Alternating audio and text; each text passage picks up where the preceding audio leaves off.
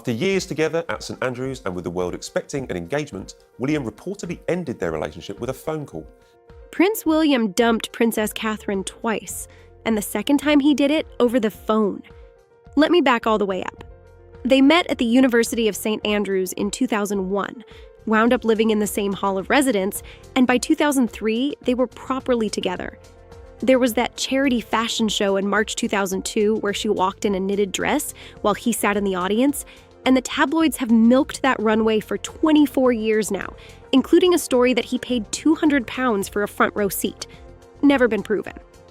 Anyway, first wobble came in 2004, and the word going around was that he felt claustrophobic. Then in early 2007, the whole thing came apart properly, publicly, with Clarence House confirming it. What came next was his club era. Bougies, Mahiki, and a story I genuinely love, which says he climbed onto a table and shouted, "I'm free!" They were back together within months, and depending on who you ask, the person who talked him round was either a socialite friend or Queen Elizabeth II herself. Grandmother intervention. Absolutely wild.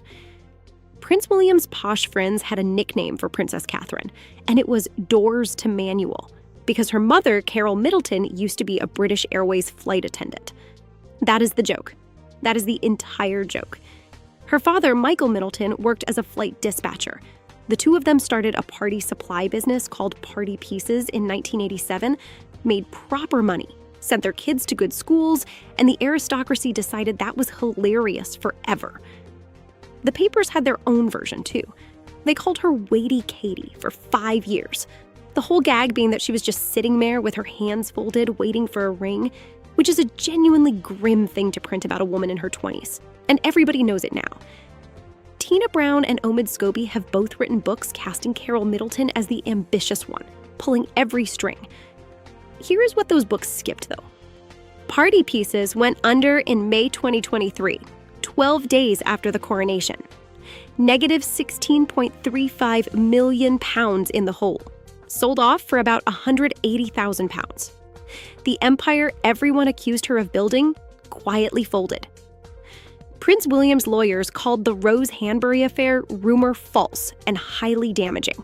And that is the closest thing to a fact this entire story has ever produced. Here is how it started. March 2019. The Sun runs a piece saying Princess Catherine and Rose Hanbury had fallen out, calls her a rural rival, says Princess Catherine wanted her phased out. Rose Hanbury is a Marchioness who lives at Houghton Hall in Norfolk, about 10 minutes from the Wales' place at Anmer Hall.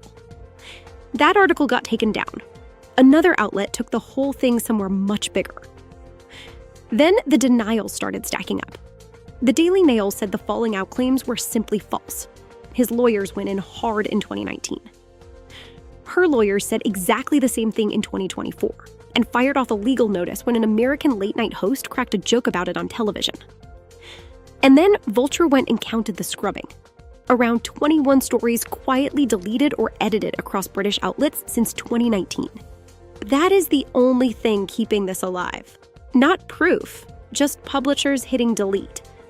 Meanwhile, Rose Hanbury turned up at the 2023 coronation, and her son walked as a page of honor beside Prince George.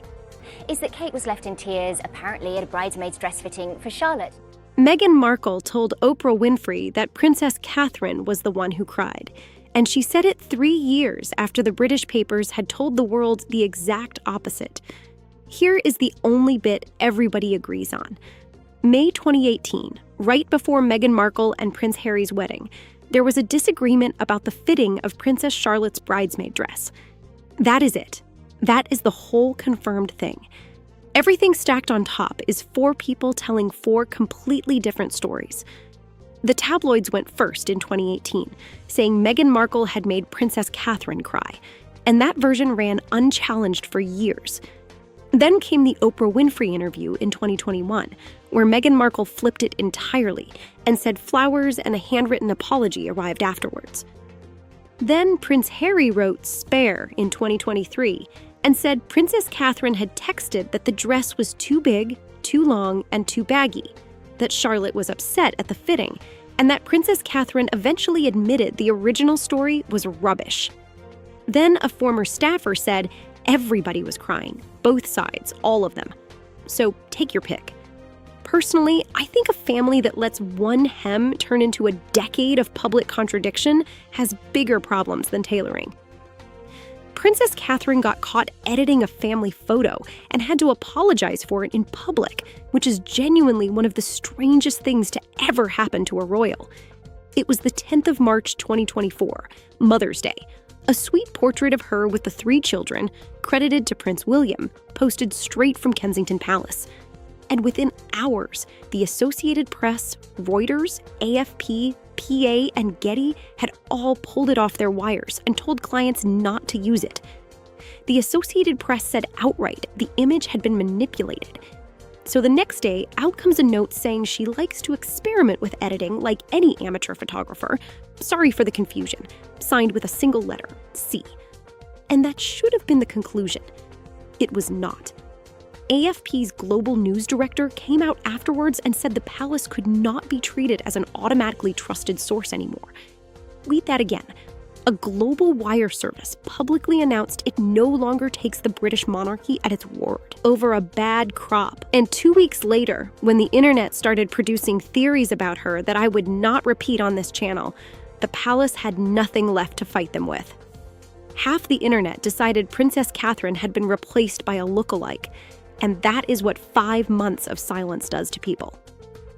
Here is what actually happened. The 16th of January 2024, she went in for planned abdominal surgery at the London clinic. The palace announced it the following day and then said almost nothing for weeks.